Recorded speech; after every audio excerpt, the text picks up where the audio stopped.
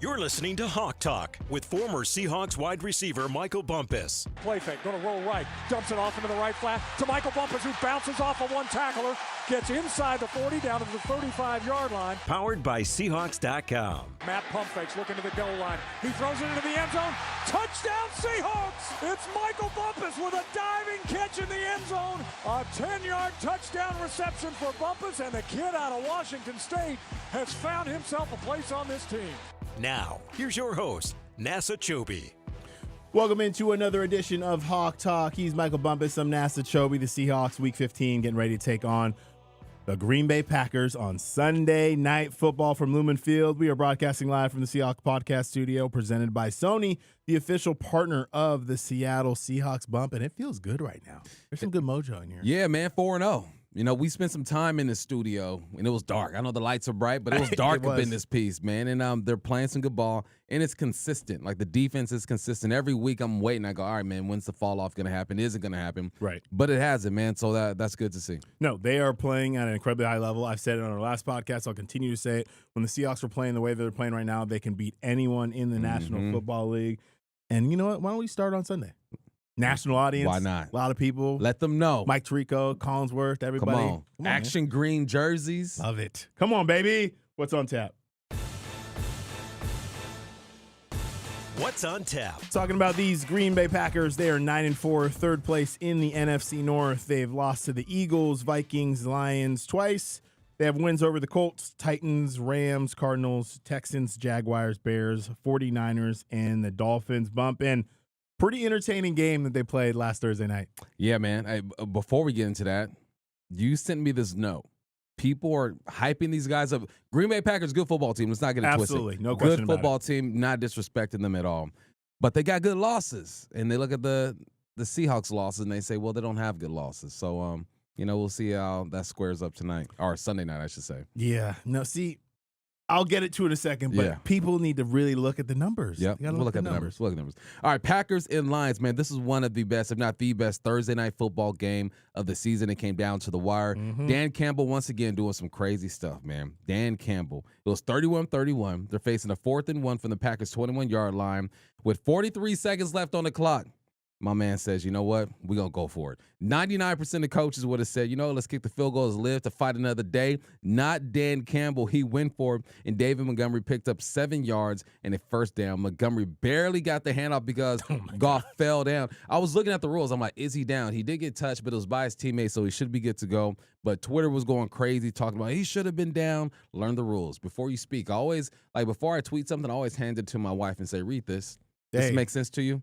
College, he would have been down. I'm not just in the saying. NFL. I'm just saying. He would have been down to college, but not there. But, no, he handed the football off, and they picked up the first down. Would you have done that at Monroe High School? Heck no. It's on the foot. There's no chance. It's on the foot. The kicker's warming up on 3rd down, and he's already ready to go. It wasn't like they were at the 49-yard line. They're like, we're kind of on the edge here. He just wanted to end the game, and Campbell's nuts for that. I'm sorry. And good for him, the way that they play, and I can't live on that edge because it looks great when you convert. Yeah, it's stressful. Yeah. NFC Championship game. Just saying. Yeah. He didn't learn from that, but he is who he is. I can respect that. I absolutely respect it because you're right. That is who he is. And, Packers obviously go on to lose that football game. Jared Goff finished today 32 of 41, 283, 3 touchdowns, 1 pick. Josh Jacobs, we're going to talk about. He had 3 tuds. Josh Jacobs, I have bad memories about that man. Raiders, 300 yards of total offense. The game-winning run, and we were in the south end zone watching it all go down. The line just opened up, and he was out of there. Yeah, that was rough, man. Yeah, so anyway, we don't need to be reintroduced to Josh Jacobs because we know how good he is. Know him well. But, Bump, you alluded to it. You brought up the Packers' losses. So they do have 4 losses on the season. I said the Eagles, Vikings, and Detroit Lions twice. Now, I've heard a lot of talk this week. Good losses, Nass. They are great losses, right? All those teams, they have a combined record of 46-6. So when they do lose, they're only losing to the cream of the crop, really good football teams. Yep. They've only lost those games by an average of 5 points. Yep. Now, for me, Bump, I'm sorry. Losses are losses. It doesn't matter if you get beat by 500 or if you get beat by 1. This ain't the CFP. No, exactly. It's not the college football playoff. This isn't 12 teams. Losses are losses. So I don't understand why they're getting as much credit for those losses as they are because, like I said, there's still 4 losses. But here's the part I want to pay attention to. Okay. Pay attention to their wins. Let's look at their wins, okay? They've actually only beat 2 teams with winning records of their 9 games, the Rams and the Texans. Mm-hmm. And then when you total their 9 wins, those opponents have a combined winning percentage of 418, 49, and 68 record. So not very good. Some would say, I don't know who they beat. Now let's look at the Seahawks for context. Seahawks have beat 1 team with a winning record, the Broncos. And when you total their 8 wins the Seahawks have, those opponents have combined for a winning percentage of 423. 44 and 60, slightly better than the Packers. So maybe we shouldn't just praise the Packers for good losses. We got to look at who they beat. And I'm not disparaging them at all. We're going to spend time going through how good of a football team You're they just are. saying, let's just be fair about the situation. Exactly. Let's stop giving credit for losses. Who did they beat? It's the same conversation because everyone's hammering the Seahawks saying they haven't beaten anyone. Yeah. And then we're also not taking into account when we played these teams. Exactly. The Falcons were on a heater when we played them. The first time we played the Niners, they're playing good football. Cardinals for 4-game winning streak when we played them first time. Exactly. All those teams actually had a winning record anyway. So it is what it is. I'm just saying my piece. I'll get off my soapbox, but pay attention to who they beat, okay, when you're going through this. Bump, let's talk about the head-to-head. All right, let's look at these teams by the numbers. The Packers, a good offense, the 6th offense in the game, averaging 76 yards per game. They are the 5th rush offense, the 10th passing offense, and 7th when it comes to putting up points, 26 points per game. The Seahawks are 13th overall, 27th when it comes to running the rock. We might have found something, though, when it comes to running the rock. 3rd when it comes to passing offense, 15th when it comes to scoring 200. 200 would be nice. They're scoring 200 a game. 23 points per game. Defensively is kind of where it evens out a little bit. Packers 13th overall. Seahawks 18th overall. But the jump defensively has been great for the Seahawks. Oh, yeah. I mean, there's a reason why we're looking at the numbers since like week 9. Yeah. Because that's really telling the story about where the Seahawks is right now. If you're looking at the Seahawks from an outside perspective, you're saying, damn, they were 27th in rush offense, and they're 21st in run defense. But that's not telling the story about where this team currently sits. Defensively, the Packers are also really good, man. They're 13th in total defense, 9th against the run, 21st against the pass, and 9th in points allowed. But where they excel, Bump, takeaways. Turnover differentials. Yeah. They are +9 in turnover differential. For context, Seahawks are -4. They have 12 interceptions, and they're in the tops in the league at taking the ball away. So they're very good there, and their defense, as long as the Seahawks can protect the football, I think that'll be the big factor in this. Their defense is pretty good. I'm watching film of them against the Detroit Lions and the Miami Dolphins. Their safety play is crazy. We'll talk about Xavier McKinney, I'm sure, who flies around and makes plays. Their safety play is really good. They love to play man. They're going to be sticky on coverage. Their defense deserves all the love they're getting. Yep. So the Seahawks definitely will have their hands full with the Packers defense. These two teams, they don't play every year, but they definitely have a complicated history. Know your history. Packers lead the all-time series 15-9. They are 8-12 in the regular season and a 1-3 edge on the Seahawks in the postseason. The Packers have won 5 of the last 6 matchups, but this matchup has been dominated by the home team. The Seahawks have not won at Lambeau Field since 1999, Coach Holmgren's first year, so it's been a little while.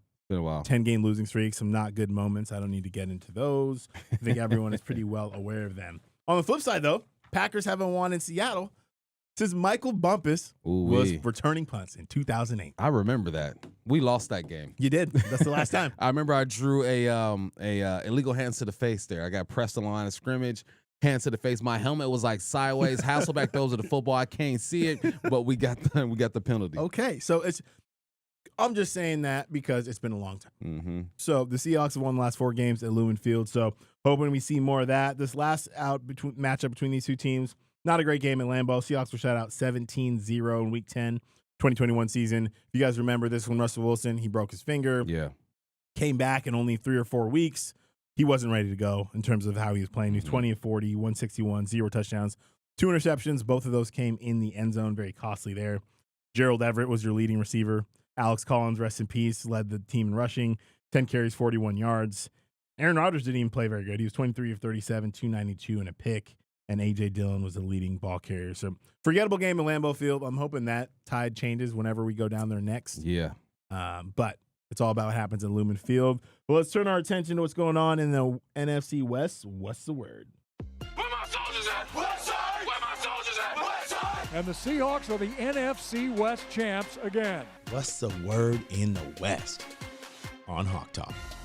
Hawks still at the top of the division, 8-5. The Rams are 7-6. The Cardinals and the Niners are both 6-7. The Hawks maintain their division lead after beating the Cardinals last week. The Hawks now essentially have a 3-game lead on the Cardinals, given the tiebreaker. The 49ers and the Rams face off tonight on Thursday Night Football, which could have big implications for the division race. Let's talk about what happened last week.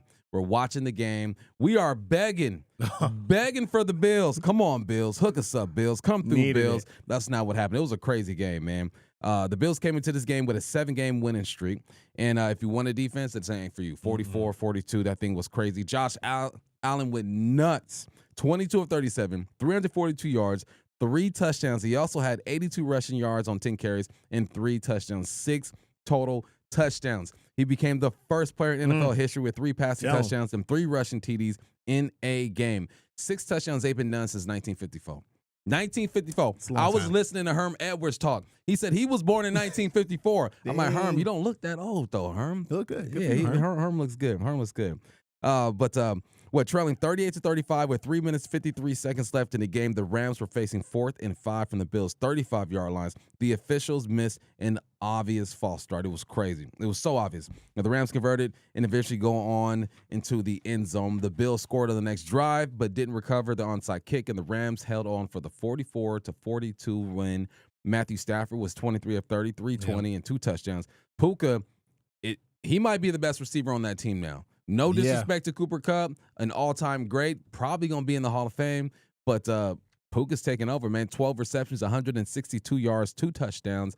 It was 1 receiving and 1 rushing. He did it was wild to see that game.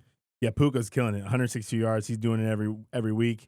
And the Rams, man, they're frustrating from an NFC West rival standpoint because you're not always sure what team's going to show up. But every time you lace them up against them, they can beat any team in the league. They're just the way they're coached by Sean McVay, the way their defense has enough guys here and there, even without Aaron Donald, they'll make you pay at any given time. I mean, you look at their effort against the Bills, and then you look at them against the Dolphins a couple weeks ago. It's up and down. Obviously, in the Seahawks game, I feel that was a game the Seahawks gave away, but it is what it is, and the Rams currently have the tiebreaker over the Seahawks right now. Obviously, the Seahawks and Rams play Week 18, final game of the season. So we'll see. Hopefully, the Rams, though, again, we're not rooting for the 49ers. Let me be very clear about that.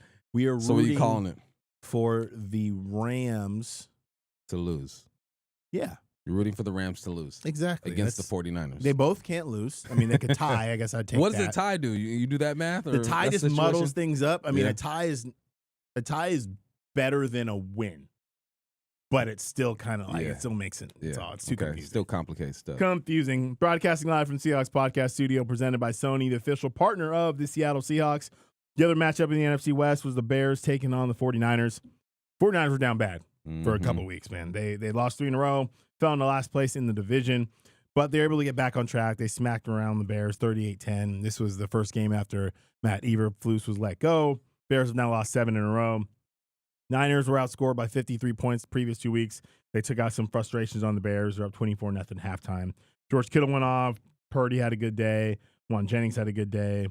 Caleb Williams, okay. Shout out to Rome Odunze, though. 2 touchdowns. We go Rome. We go Rome. Dogs. All right. I won't say that, but go ahead, Rome. Well, anyway, like I said, that sets up the table for Thursday Night Football, Rams, 49ers. Both teams can't lose, so we're rooting for the Rams as a Seahawks fan. For the Rams to lose, because if the Rams lose on Thursday and the Seahawks win the next 3 games, they will have wrapped up the NFC West before that matchup against the Rams. Locked up. It's a real naked chokehold. Got to tap out. Tap out. I don't want to pass out. You know what I mean? So hopefully we're hoping that happens for the Seahawks. Obviously, we'll see what happens, paying attention to that. So we'll stay locked in. But we'll turn our attention back to the Green Bay Packers coming into Lumen Field. Man up. Hey, who you got? Who you got? You know what time it is. Man up. Man up, brother. Man up. Man up on Hawk Talk. Seahawks, Jordan Love taking on this defense. Jordan Love, he's been in the league since 2021, but didn't become the full-time starter or the guy till last season when the Packers finally moved on from Aaron Rodgers. Packers shocked the NFL. They make it to the playoffs. They go 9-8. They win a game. They honestly should have beat the 49ers in that divisional game. They were unable to get that done. So coming into this year, they weren't going to surprise anybody. They were favored to be a good team in that division. And despite missing 2 games, Jordan Love is still doing pretty well. He's top 10 in touchdown passes with 21. He's 6th in the NFL in touchdown percentage and passing touchdowns per game. And over the last 4 games, he's got a 118 passer rating, 904 yards, 6 touchdowns, 1 interception. He ranks 3rd in passer rating over that span. But the thing that stands out about their offense and Jordan Love, it's them as a unit, as a whole. I'm going to rip off some stats about the Niners being a top 10 offense. Yards per game, they're 6th. Yards per play, they're 3rd. Passing yards per play, they're 3rd. Sacks allowed per passing attempt, they're 3rd in the NFL. They're only getting sacked 4.3% of the plays. So they're protecting Jordan Love. They're averaging 26 points a game. That's 7th in the NFL. They've allowed only 16 sacks, 2nd in the NFL. And they're also explosive. They're 5th in explosive runs with 42, 4th in explosive plays total. So the Seahawks are definitely going to they're going to have their hands full against this offense. It's going to be the best offense they've faced in a little while. Love looks good. He'll turn the football over if you get to him, but that's if you get to him. You just mentioned only 16 sacks on the season. That's 2nd in the game. But if you get to him, he's got that young mentality. You know, when you're young, you take more chances in life, right? That's what I see when I see Jordan Love. He'll make some throws that I go, you probably shouldn't have made that throw, but you're athletic enough to where you're able to pull it off. That's what I'm banking on. I need him to throw some things up and let it go. And they pushed the ball down the field. It was something like 9.4 yards per intended air yards when he throws the football, which is 4th in the NFL behind Jameis Winston, Trevor Lawrence, and Anthony Richardson. Surprising. I would not have thought those three would be in front of him. But yeah, they will push the ball down the field. He likes to hit the sidelines. He likes the Moyer stat. We used to talk about Brock Purdy all the time. Outside of the numbers, he will hit the middle, but he likes the outside. So there should be some opportunities out there for the secondary. All right, Geno Smith, man. Geno Smith coming off another really solid performance. He was 24 of 30, 233 yards, 1 touchdown. 2nd consecutive game, no turnovers, man. We need this. First time all season. He also completed 80% of his passes. Best all season. Right now, Geno's in 5th place in franchise history in attempts, completions, passing yards, and passing touchdowns. Geno needs just 1 300-yard game to tie Russell Wilson for the most 300-yard games in a single season in franchise history with 5. Here's Geno when it comes to the numbers in the league. In attempts, he's 2nd. In completions, he is 2nd. In passing yards, he's 2nd. Completion percentage, he is 5th. 69.5%. If he can get to 70%, he's already doing some things that Russell has done and creeping up on him. If he can get to 70% of the year, that's something Russell has never done. That's a tip of the cap for him. So he's going up against his Packers defense, 13th in total defense, 21st against the pass, ball security, job security. Green Bay is tied for 3rd in takeaways. They're tied for 8th in interceptions. They're tied for 2nd in fumble recoveries. They're +9 in the turnover differential. Take care of the rock. You should be okay. Take care of the rock. You want a chance late in the game. Hold on to the dang football. You just got to be intentional about it because, you know, people talk about turnovers coming in bunches, obviously, and being in the right place at the right time. 2 things about defense. When you have this many turnovers, you're doing more than just getting lucky. You're in the right place all the time, and you are practicing actively taking the football away. That's, you know, for those who have played football, that's turnover circuit, that's pursuit drill, that's all that stuff. You're actively trying to chainsaw, embedded in you, punch it out, and they're doing it. And then you got ball hawks over that. They've won the turnover differential in 8 games this season. They're 7-1 under LaFleur when winning. I butchered that. LaFleur. I do different. Hard. I go LaFleur. I go LaFleur. I go LaFleur. You know, I mix it up. You put some spice on that thing. Yeah. No, so you're right. Take care of the damn football, and the Seahawks will definitely be good. Packers #1 in the league, points off turnovers this season with 97. So definitely got to take care of that. We're broadcasting live from the Seahawks podcast studio presented by Sony, the official partner of the Seattle Seahawks this NFL season. Feel every play, every hit, every moment with the Sony 1000 XM5 noise-canceling headphones. The official partner of the Seattle Seahawks with premium noise cancellation. You're in the zone, no distractions, just pure football. Whether you're in your living room or on the go, you'll never miss a beat with Sony headphones. Bump, this run game, no joke. We alluded to it earlier, Josh Jacobs. Still got nightmares from that 2022 game against the Seahawks when he was playing for the Raiders. He is a former first-round pick from Alabama, ranks 3rd in the NFL with 1,053 rushing yards. Derrick Henry and Saquon really taking this guy's shine. Man, on any other year, like an average year, right? Josh Jacobs is a national treasure right now. But, you know, Saquon doing what he doing and D. Henry, hey, you got to wait your turn, Josh. It's tough. But anyway, he's obviously killing the game. He's registered his 4th 1,000-yard rushing season of his career, tied for the 2nd most in the NFL since he entered the league in 2019. The only other person, Derrick Henry. He's tied for 5th in the NFL this season with 11 rushing TDs. He's posted a rushing touchdown in 4 straight games. And the thing about him too, man, is he is tied for 8th in the NFL this season in explosive runs. He's got 18 explosive runs. He's really good with yak yards after the catch. So here's the thing, man. With Josh Jacobs, you got to tackle him. Yes. That sounds so simple. I know it sounds like great analysis. You got to tackle him. Yep. But he's physical. He's not a guy you can arm tackle. But what I love about it is the Seahawks run defense has shown you now in 5 straight weeks that they can get that done. They're playing at a high level. Since week 9, they're allowing just 97 rush yards per game. That's 9th in the NFL. They have not allowed a 100-yard rusher since James Cook in week 8. So overall, the Seahawks ranked 21st in the NFL in rush defense, but that hasn't shown you what they've been doing. So I think they're up for the task. I think they put it on tape week after week after week. So I'd expect them to contain Josh Jacobs, not completely shut him down, but contain him. You got to tackle him. He's broken 27 tackles. That's second amongst running backs behind Derrick Henry. He's got about 607 yards when it comes to yards after contact behind Derrick Henry. So, yeah, you say tackle is simple, but no, you really got to do that because he will break tackles and he's good after contact. All right, let's shift our focus to the Packers receivers against the Seahawks secondary. The Packers definitely have some talented receivers, but haven't had a legit number one since Devontae Adams left. Adams was the last receiver to hit 1,000 yards during the 2021 season. Leading the charge for the Packers this season is former Michigan receiver Jaden Reed. Reed leads the Packers in both receptions and receiving yards. Reed tied a single-game career high with 2 receiving touchdowns in Week 13, giving him 14 for his career, tied for the third most by a Packer in his first 2 NFL seasons. Reed is tied for number 5 in the NFL with 3 receptions of 50-plus yards. I told you they're going to air that thing out. Yep. Reed is tied for 5th in the NFL in 25-plus yard receptions this season. So far this year, 44 receptions, 693 yards, and 6 touchdowns. And they got a good tight end over there. There's a trend. Most offenses have a tight end who's getting it done. The tight end position is evolving, and Tucker Kraft is a great example of that. He has 7 receiving touchdowns. He has 357 yards after the catch. He averages 13.4 yards per reception and 9.2 yards per reception.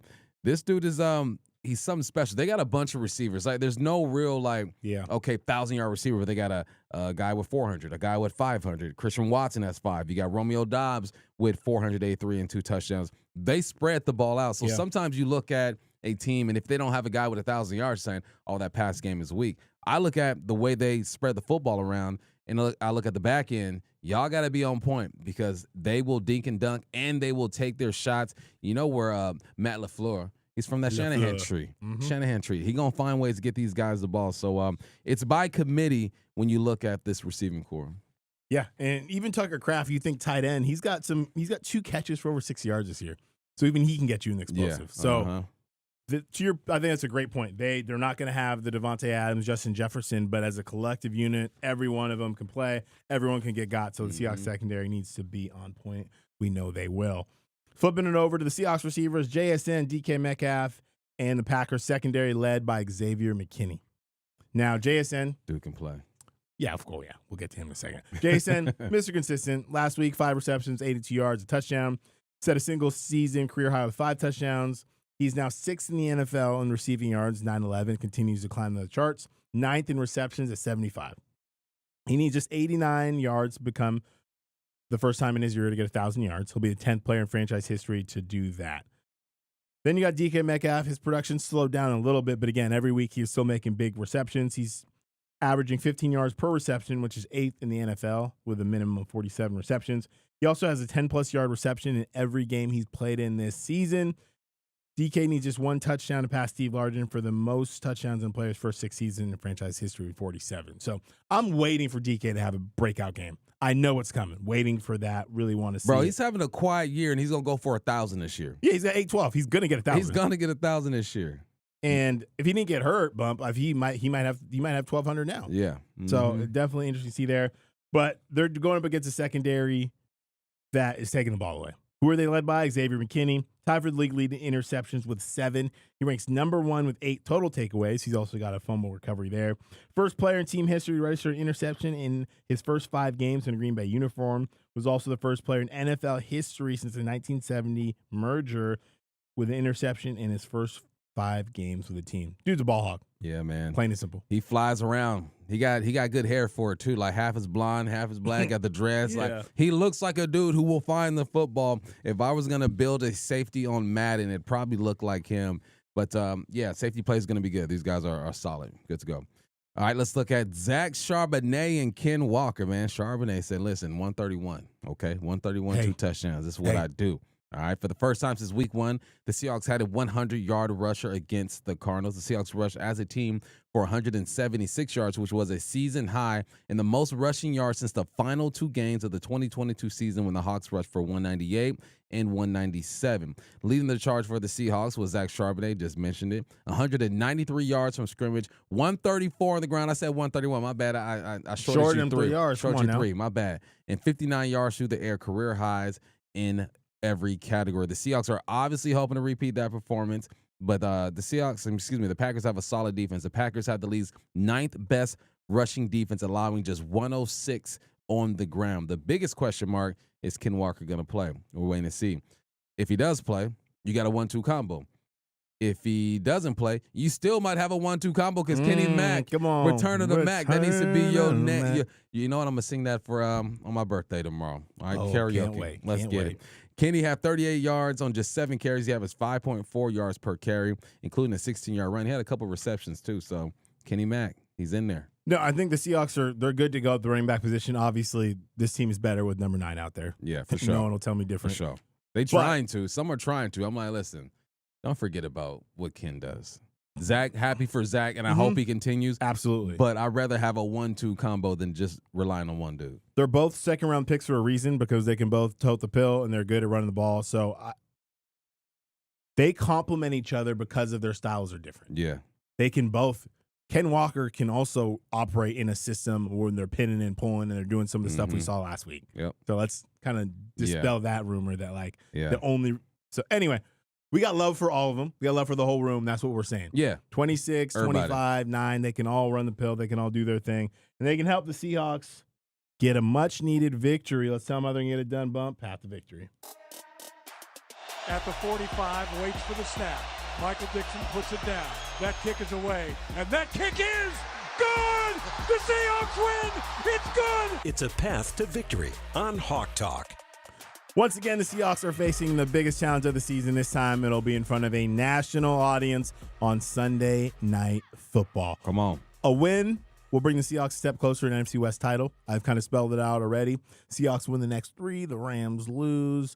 You might wrap up the division before that last game. But at the end of the day, none of that matters if you just keep winning ball games. Yep. Seahawks are in the driver's seat in the NFC West, and it starts this Sunday with a very tough Packers team. Yeah, man. You got to force Jordan Love to make bad decisions. He's shown he can do that. He's a young man. He's still learning the position, but he's their franchise quarterback again. The Green Bay Packers have found their guy. He has 11 interceptions on the season, so let's make him turn the ball over and then limit the explosive plays. Green Bay is 4th in the NFL with explosive plays. That offense, you're going to see guys motioning from left to right, releasing to the flat, turning it up. You're going to see guys motion from right, close to the line of scrimmage, then back out. It's going to look similar to Niners, Rams, Lions. They all have something in common. They love this style of offense. And the cool thing about the way this defense is playing is we haven't seen explosive plays. We haven't early in the season. It was run after one. We're not seeing that anymore. Yeah. So that gives me confidence going into this game. And, man, on offense, let's run the pill. We were just talking about our guys. We have love for all of them, 26, 9, 25. All of them can do that thing. They started it last week. Let's build off that. I think they might have cracked the code. And then also, Bump, can we get our guy DK involved in here, man? Please, let's do it. Come on. We say 812 yards he has. Yeah. Give him about a buck 20 and a touchdown. He's due, man. It's been quiet, but he's made some clutch catches down the stretch, man. So let's get him involved and let's keep Geno upright. It looked beautiful seeing him operate from a clean pocket. No sacks. Show the nation. Come on, baby. The Seahawks are for real in your action greens on Sunday Night Football. Let's get it. It's going to be really fun. I can't wait for this Sunday. Count it down. We were broadcasting from the Seahawks podcast studio presented by Sony, the official partner of the Seattle Seahawks. It's going to be fun. It's going to be a huge matchup at Lumen Field. come Sunday night. Pregame show comes your way at 2 p.m. Kickoff at 5:20. He's Michael Bumpus from Nasser Kyobe. Remind us you can catch us anywhere on YouTube under the Seahawks Press Pass channel, Apple Podcasts, Spotify, Sirius XM, and more. We will be with you guys on Monday, hopefully talking about a Seahawks victory. This has been Hawk Talk. We'll talk to you next time.